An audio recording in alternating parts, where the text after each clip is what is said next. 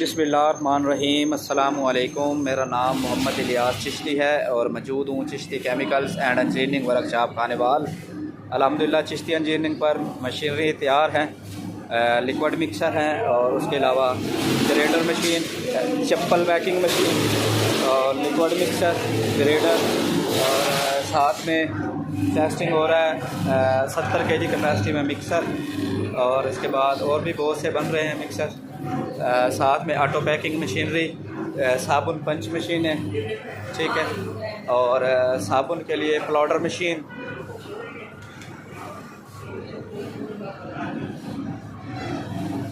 और बहुत कुछ अंडर प्रोसेस है, ग्रेडर मशीनरी, मिक्सर और सीलर मशीनें, ठीक है, मैन्युफैक्चर्ड बाय चिश्ती।